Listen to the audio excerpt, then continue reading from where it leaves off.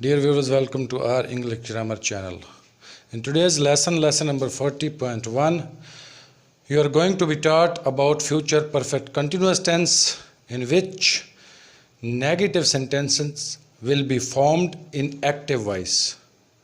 تو جی ویورز، آج آپ کو فیوچر پرفیکٹ کنٹینیوس ٹینس میں پڑھایا جائے گا، جسے اردو میں ہم فعل مستقبل مکمل جاری کہتے ہیں، کہ اس میں نیگیٹو سینٹینسز کو کس طرح ایکٹیو وائس میں اردو سے انگلش میں ٹرانسلیٹ کیا جاتا ہے۔ اس کی پہچان آپ کو ایک دفعہ رپیٹ کروائیں گے، اس کے بعد اس کا طریقہ کار بتائیں گے، اور نیچے حسب معمول ایگزامپلز ہیں، ان کے تھرو آپ کو سمجھائیں گے کہ کس طرح سے ہم اردو سے انگلش میں یا ہندی سے انگلش میں ٹرانسلیٹ کریں گے سینٹینسز کو۔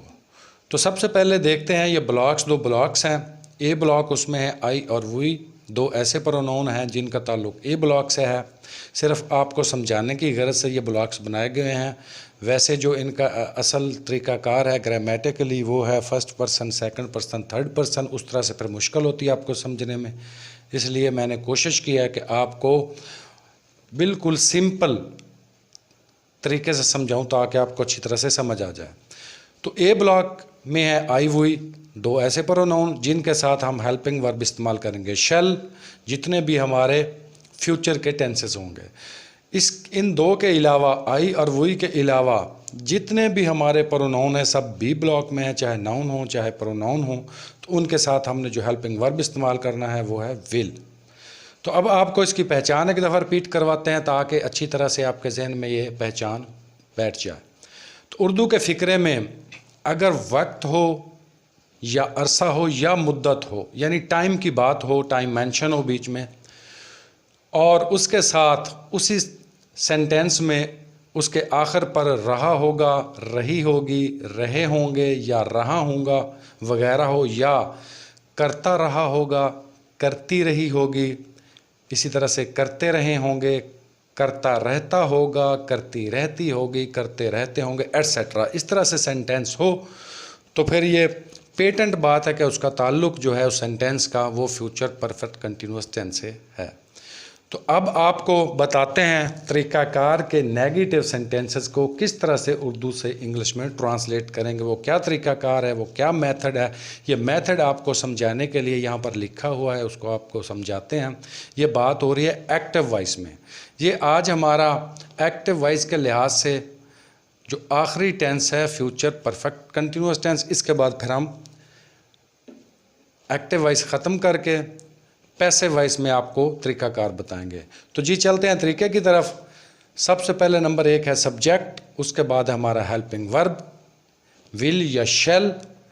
اگر پروناؤن ہوا آئی یا وی تو ہم نے شیل کا استعمال کرنا ہے، اور اگر پروناؤن یا ناؤن سنگل ناؤن ہو، خواہ پلورل ناؤن ہو، اس کا تعلق بی بلاک سے ہے سب کا، یہ ہوا تو ان کے ساتھ ہم نے ول کا استعمال کرنا ہے۔ نمبر 3 آ گیا ناٹ، نمبر 4 آ گیا ہیو، نمبر 5 آ گیا بن، نمبر 6 آ گیا ورب فرسٹ فارم، نمبر 7 آئی این جی کا اضافہ ہم کریں گے، نمبر 8 پہ آبجیکٹ ہمارا ہوگا جو مفعول ہوگا سینٹینس میں، اس کا استعمال کریں گے، نمبر 9 پہ ہم سنس یا فار کا استعمال کریں گے۔ میں پہلے آپ کو بتا چکا ہوں کہ کہاں پر سنس کا استعمال کرنا ہے اور کہاں پر فار کا استعمال کرنا ہے، اور نمبر 10 ہوگا وہ وقت، عرصہ یا مدت جو سینٹینس میں ہوگی، اس کو ہم نے اس سینٹینس میں لکھنا ہے۔ تو جی یہ بات ہوگی طریقہ کار کی۔ اب یہاں پر ایک بات آپ کو میں دوبارہ کلیئر کر دوں کہ جو ناٹ کا استعمال ہے، یہ ول یا شیل جو ہمارے ہیلپنگ ورب ہیں، اس ٹینس کے حوالے سے اس کے بعد ہم نے ناٹ کا استعمال کرنا ہے، ہیو کے بعد نہیں کرنا، تو پھر نہیں تو ہمارا سینٹینس غلط ہوگا۔ تو اب ایگزامپلس کی طرف چلتے ہیں۔ ایگزامپل نمبر 1 از وہ اس کو صبح سے نہیں پڑھا رہا ہوگا۔ اب یہاں پر دیکھیں لاسٹ میں آ گیا ہے رہا ہوگا، اور ساتھ میں یہ وقت بھی مینشنڈ ہے، صبح کی بات ہے۔ تو یہی بات میں نے آپ کو پہچان میں بتائی ہے، اس میں وقت بھی ہے اور اس میں لاسٹ پہ رہا ہوگا۔ تو اس کا تعلق جو ہے وہ ہے فعل مستقبل مکمل جاری یا فیوچر پرفیکٹ کنٹینیوس ٹینس سے۔ تو اس کو اب انگلش میں ٹرانسلیٹ کرتے ہیں۔ نمبر 1 آ گیا ہمارا سبجیکٹ ہی، نمبر 2 آ گیا ہمارا ہیلپنگ ورب ول، چونکہ ہی کا تو جو تعلق ہے یہ بی بلاک سے ہے تو اس کے ساتھ ہم نے ول کا استعمال کرنا ہے. نمبر 3 آ گیا ناٹ. نمبر 4 آ گیا ہیو. نمبر 5 آ گیا بن. نمبر 6 آ گیا ٹیچ ورب فرسٹ فارم. نمبر 7 آ گیا آئی این جی اس کے ساتھ ہی فرسٹ فارم کے ساتھ. اور نمبر 8 پہ آ گیا ہمارا آبجیکٹ ہم. اور نمبر 9 آ گیا سنس یا فار سنس. اور لاسٹ پہ آ گیا نمبر 10 پہ ٹائم ہمارا وہ وقت وہ عرصہ. یہاں پر صبح کی بات ہے تو ہم لکھیں گے مارننگ. اب یہاں پر ہم نے سنس کیوں استعمال کیا ہے یہاں وہ آپ کو بتاتے ہیں, رپیٹ کرتے ہیں ایک دفعہ, کہ جب پوائنٹ آف ٹائم کی بات ہو تو ہم نے سنس کا استعمال کرنا ہے, جب پیریڈ آف ٹائم کی بات ہو تو پھر ہم نے فار کا استعمال کرنا ہے. یہاں پر ہمیں وقت بتا دیا گیا ہے کہ کب کی بات ہے تو ہم نے سنس کا استعمال کیا. تو پورا سینٹینس ہو گیا ہی will not have been teaching ہم سنس مارننگ.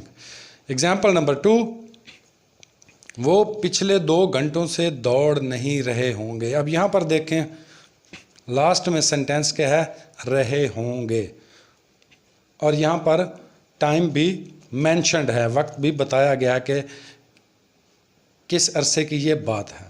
تو اب اس کو ٹرانسلیٹ کرتے ہیں. دے ہمارا آ گیا سبجیکٹ, ہیلپنگ ورب ول, اس کے بعد ناٹ, اس کے بعد ہیو, اس کے بعد بن, اس کے بعد رن فرسٹ فارم, ساتھ ہی آئی این جی کا اضافہ, اور اس کے بعد ہے فار, اور لاسٹ پہ ہمارا آ گیا لاسٹ 2 آورس. تو پورا سینٹینس ہو گیا دے will not have been running for last 2 hours. اب یہاں پر دیکھیں, یہاں پر پیریڈ آف ٹائم ہے, یہ جو لاسٹ 2 آورز ہیں یہ پیریڈ آف ٹائم ہے, پوائنٹ آف ٹائم نہیں ہے, اس لیے ہم نے فار کا استعمال کیا.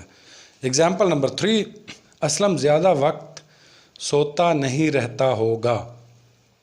اب یہاں پر دیکھیں رہتا ہوگا, تو اس کا بھی تعلق جو سینٹینس کا ہے اردو کا, اس کا تعلق جو ہے وہ فعل مستقبل مکمل جاری, انگلش میں فیوچر پرفیکٹ کنٹینیوس ٹینس سے ہے.